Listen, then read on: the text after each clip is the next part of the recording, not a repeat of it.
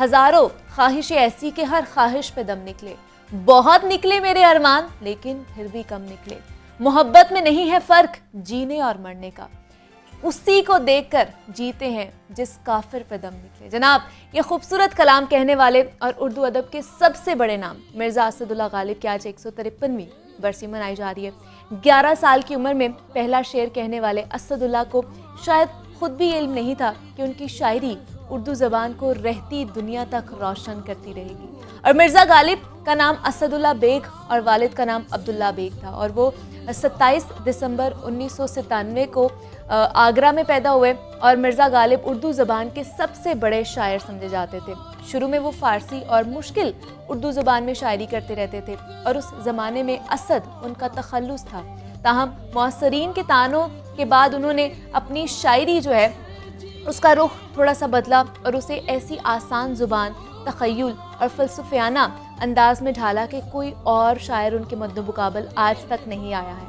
اور ان کی عظمت کا راز صرف ان کی شاعری کے حسن اور بیان کی خوبی ہی میں نہیں تھا، بلکہ ان کا اصل کمال یہ تھا کہ وہ زندگی کے حقائق اور انسانی نفسیات کو گہرائی میں جا کر سمجھتے تھے، اور اشعار میں زندگی کے حقائق اور انسانی نفسیات کی گہرائی نے غالب کو عظیم بنایا۔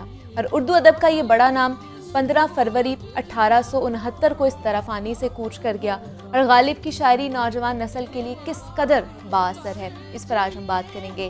ہمارے ساتھ اس وقت موجود ہیں نوجوان اور خوبصورت لب و لہجے کے مالک شاعر عمار اقبال ہیں۔ عمار، میں آپ کو خوش آمدید کہتی ہوں جاگو لاہور میں، کیسے ہیں آپ؟ بہت شکریہ، آپ بتائیں۔ میں بھی بالکل ٹھیک ٹھاک۔ عمار، مرزا غالب کی آج ہم نے بات کرنی ہے، اور آج ان کی جیسے برسی منائی جا رہی ہے، جیسے میں نے ان کا تعارف بھی تھوڑا بہت جو ہمیں پتہ ہے ہم نے وہ کروایا۔ باقی مجھے بتائیے مرزا غالب کی شاعری میں کون کون سی خصوصیات ہیں، وہ ہمیں آپ اور بتا سکتے ہیں؟ غالب کے بارے میں دیکھیں، شاعری کے بارے میں آپ بات کرتے چلے جائیں گے تو بے تحاشا بات ہے۔ سب سے زیادہ صرف اس بات پہ اگر ہم غور کریں، دیکھیں کہ محض شاعری نہیں، وقت یا زمانہ ہر آرٹسٹ کے ساتھ، ہر نام کے ساتھ یہ سلوک کرتا ہے کہ اسے سلیکٹ کرتا جاتا ہے۔ کوئی آپ بہت فیمس ایکٹر بھی اپنے ذہن میں لائیں گے تو اس کی ایک یا دو شاہکار چیزیں آپ کے پاس، کوئی سنگر تو ایک یا دو۔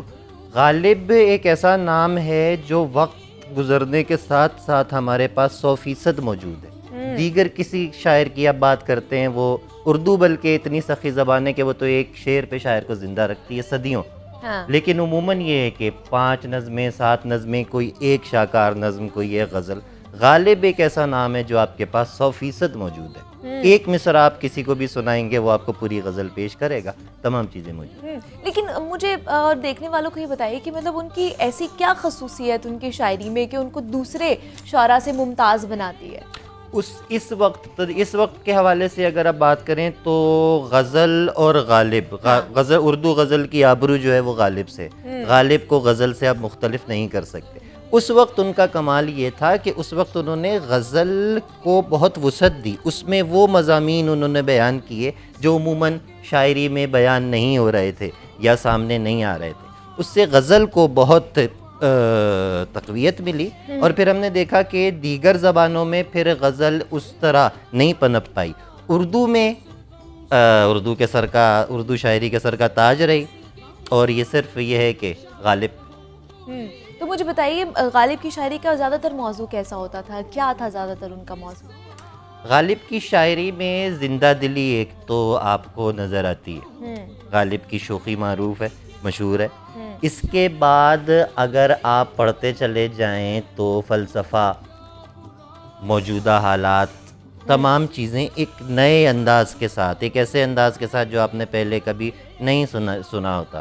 ذکر اس پریوش کا اور پھر بیاں اپنا، بن گیا رقیب آخر جو تھا رازداں اپنا، ان تمام موضوعات پہ۔ پھر اس کے علاوہ فلسفیانہ موضوعات، ایک چیز میں پڑھ رہا تھا، موجود ہوگی پڑھنے والے اگر گوگل کرنا چاہیں، ایک لیٹر ہے مارکس کا غالب کو لکھا ہوا، ابھی تک جو موجود ہے، وہ ایک مکالمہ ہے جس کا کافی دیر بعد مارکس نے جا کے، غالب نے مارکس کو جواب دیا تھا۔ ٹھیک ہے۔ اس میں ان دونوں کی بڑی دلچسپ گفتگو ہے، وہاں سے ہمیں پتہ چلتا ہے کہ دراصل یہ کون دماغ تھے، یہ کیا چاہتے تھے، جو مارکس کو بتا رہے تھے کہ آپ ہمیں بجائے اس کے کہ تلقین کریں، آپ ہمارا فلسفہ پڑھ کے دیکھیں۔ آپ چاہ رہے ہیں کہ میں فرحات کو مزدور بتاؤں؟ ہاں، تو مطلب یہ انہوں نے جیسے میں بتائی تھی کہ انسان کو اور جو نفسیات کو بڑے گہرائی سے اس کے حقائق جو بتائے ہیں اپنی شاعری میں. بے شک انسانی نفسیات، انسانی جذبات، فکر، فلسفہ، تمام ہی چیزیں آپ کو مل جاتی ہیں، اور جس حد تک آپ پڑھتے چلے جاتے ہیں.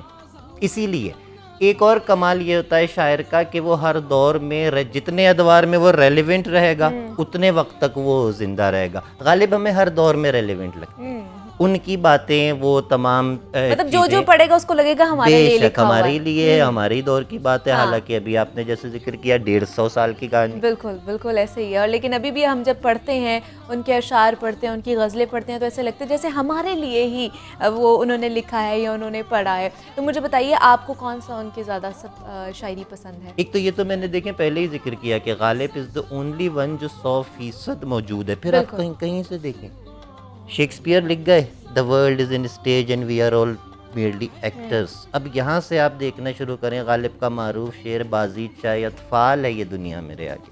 دنیا میرے آگے بچوں کا جو ہے وہ کھیلنے کا، بچوں کے کھیلنے کی جگہ ہے.